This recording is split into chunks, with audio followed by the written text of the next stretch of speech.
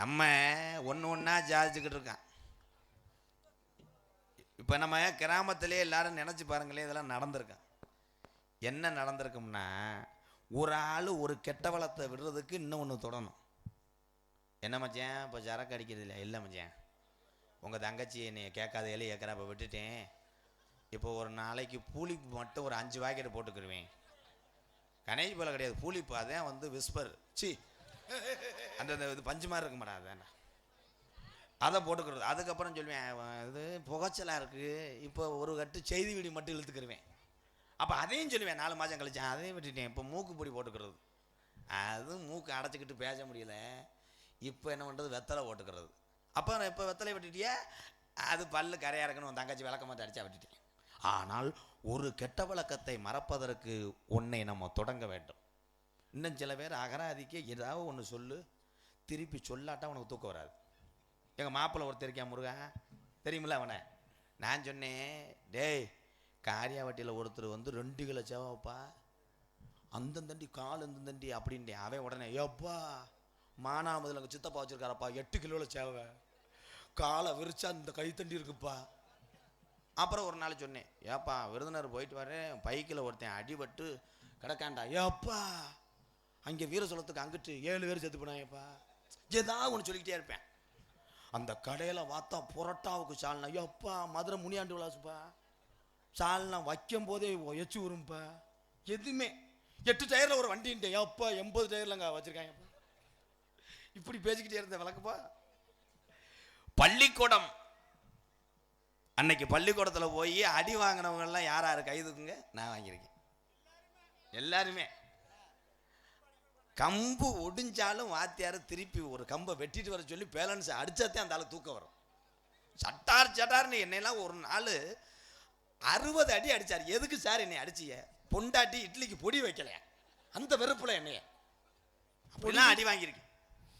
அந்த அடி வாங்கினால தான் இன்னைக்கு உலகம் தெரிஞ்ச ஒரு நாடக நடிகரா உங்க மத்தியில் நிற்கிறேன். Very good. இதுவரை சொல்றிய என்னையெல்லாம் என் சொந்த வந்தோம் எல்லாருமே என்ன, எங்கள் அம்மா அப்பா, எங்கள் அம்மா வேறு முத்துவள்ளி, எங்கள் அப்பா வேறு கண்ணே. அப்போ போய் கேவலமாக பேசுவாங்க என்னையே. எப்போ 20 வருஷத்துக்கு முன்னாடி, நான் வந்து 21 வருஷம் ஆச்சு நாடக உலகத்துக்கு. சின்ன வயசுலேயே நாடக உலகத்துக்கு வந்தேன். அப்போ யூடியூப் கிடையாது, அப்பயும் 30 நாள் நாடகம் ஆடணும். இன்னைக்கு அதை அன்னைக்கு கேவலமாக பேசினாங்க தம்பி.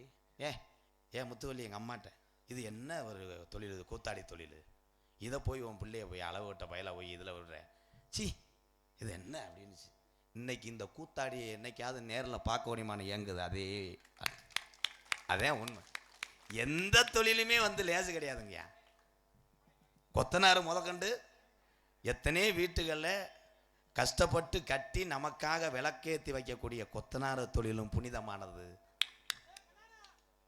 அதே மாதிரி எல்லா தொழிலுமே புனிதமானது தான். நீங்கள் பார்க்குற வேலை அத்தனை வேலையுமே புனிதமானது. எல்லாரும் 100 ஆண்டு காலம் நல்லா இருக்கணும். நோட்டீஸை படிக்கிறேன். ஏன்னா எங்கள் மச்சான் கார்த்தி மச்சாங்க மச்சான் உண்மையிலே மச்சானுடைய வலியுறுத்தல் தான். அவர் சொன்னார், நீங்கள் சாமியை இறக்கி புரிய மச்சான், அது ஒன்றும் கிடையாது, கருப்பன் தத்துரமாக ஆடணும்ட்டார். அதுக்காக கருப்பன்லாம் உள்ளே ரெடி ஆகிக்கிட்டு இருக்கு. இப்போ இங்கே என்ன நடக்கும்னு எனக்கே தெரியாது. அதனால் ஆடுற ஒம்பளை சாமி வரத்தையும் செய்யும். வீட்டு பீரோல் சாவி, இருமலுக்கு விக்ஸ் மிட்டாய் வச்சுருப்பேன், முந்தானியில் முடிஞ்சு அதெல்லாம் எடுத்து டச்சு செல்லாம் எடுத்துட்டு ஆம்பளை ஆளுகள்லாம் செய்தி வீடி கணேஷ் போயில டவுசர் நல்லா இறுக்கி போட்டுக்கிட்டு ஆடுங்க. அப்புறம் நான் ஆடி போட்டு என் செல்லை காணா, என் பீரோல் சாவியை காணா, என் மூக்குத்தியை காணான்னு வரக்கூடாது. நான் வந்து இங்கே கிரைம் போலீஸுக்கு வரல, சரியா? ட்ரௌசரில் ஓட்டை இருந்தால் என்னென்ன பண்ணுறது? லைட் அடிச்சுக்கிட்டு கவக்கம்பை முட்டும். என்ன கரத்திலும் பொன்னரவள கொடியே, அப்போ கொஞ்சம் சார்பு மரியாதை கொடியே. சிவகங்கை மாவட்டம் இளையாங்குடி வட்டம் பெரும்பச்சேரி கிராமத்திலே மேலத்தெரு ஊரணி கரையிலே அமைந்திருக்கின்ற அருள்மிகு ஸ்ரீ வேலுமுருகன் திருக்கோவில் 2ஆம் ஆண்டு தைப்பூச திருவிழாவை முன்னிட்டு இன்றைய தினம் பெரும்பச்சேரி அன்பு கிராமத்தார்கள் முன்னிலையிலும் சுற்று வட்டாரத்திலிருந்து வருகை தந்த என் சொந்த பந்தங்கள் அன்போடு நடக்கக்கூடிய நாடகம் ஸ்ரீ வள்ளி திருமண நாடகம் உங்கள் மத்தியில் விமர்சையாக நடைபெறும்.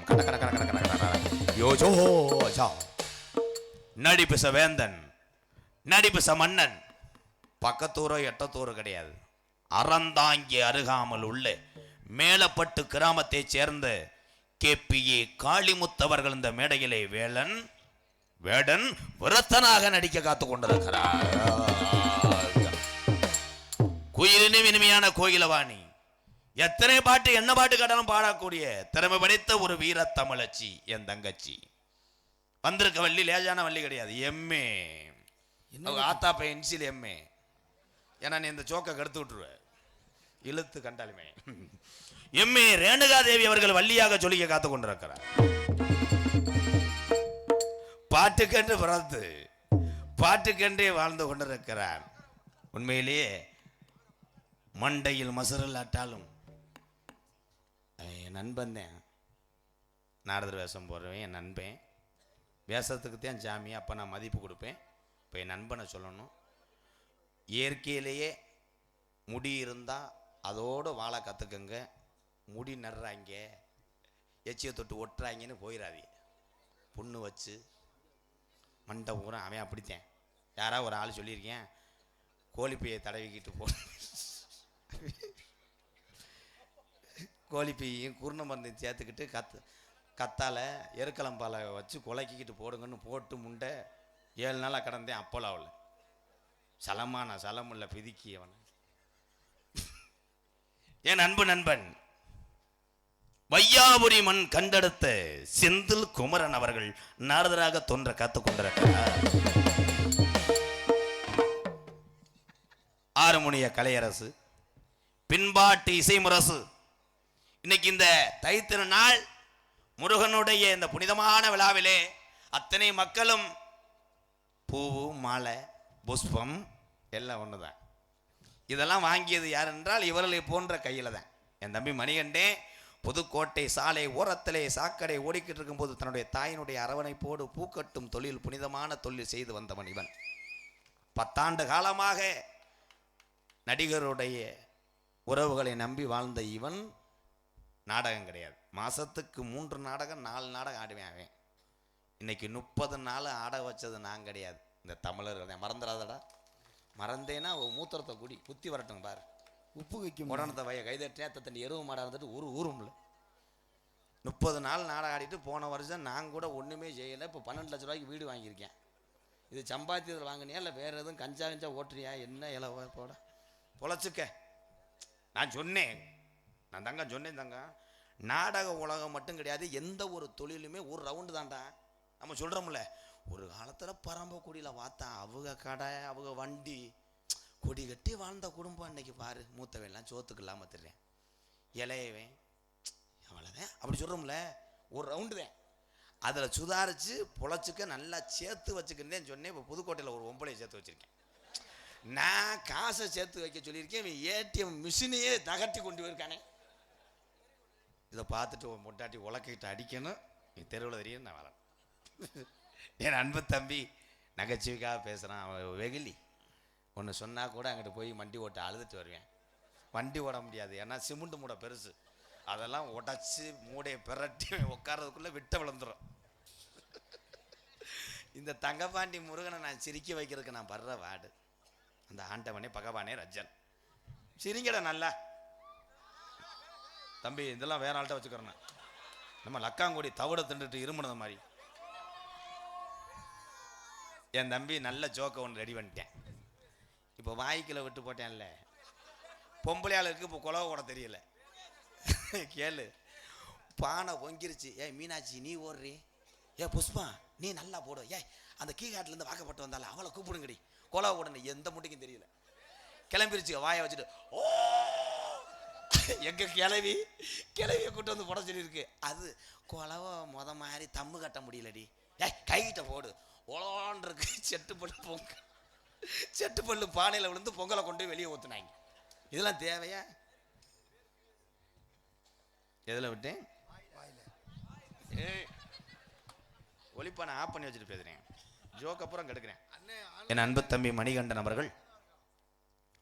அவர்கள் இவனுடைய வாய்ஸ் எனக்கு ரொம்ப பிடிக்கும். நான் இவனுக்கு ஒரு ரசிகன்.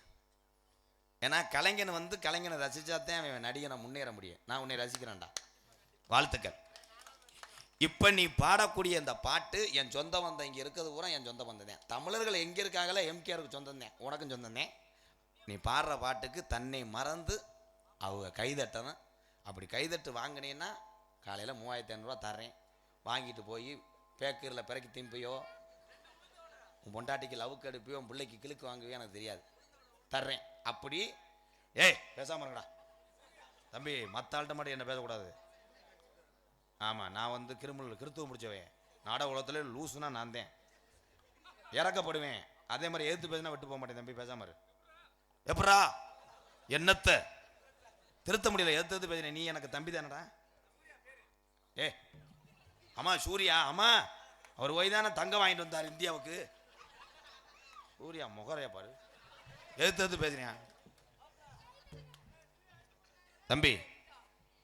அவங்க கைதட்டு வாங்கினீங்கன்னா என் மூஞ்சில புலி. அப்படி ஒருவேளை கைதட்டலைன்னா இப்பயே இந்த 2 பேர்த்த கூப்பிட்டு பெட்டியை சிடுமாரை கூட்டிட்டு இப்படி கிழக்க விழுந்து போயிரு. போனேன்னா தொண்டையூர் பக்கத்தில் கண்ணதாசி ஒரு வரக்காப்பி போட்டு தருவேன், குடிச்சு விட்டு தொண்டையூர் வெட்டி கடையிலே உட்காந்து ஒரு டீ கடை திறப்பாரு, அங்கே அப்பம் போடு. அப்பம் போடும்போது உருட்டி உருட்டி போடு. உளுந்த வடை அப்படி தட்டி ஓட்ட போடணும், அதுவும் போட்டுருவேன். உளுந்த வடை தட்டும் போது ஈஸியாக இருக்கும், பருப்பு வடை தட்டும் போது கஷ்டமாக இருக்கும். அப்படி கம்புக்கூட்டில் தட்டு, மசூர் வடைன்னு உன்னை அரசு பண்ணிட்டு நான் வந்து ஜாமீன் எடுக்கிறேன். சரிண்ணே சரிண்ணேன்ட்டேன். புதுக்கோட்டை டிஆர் மணிகண்டன் அவர்கள் ஹார்மோனிய பெண்பாடல் எங்கே உன் இனிய கானம்.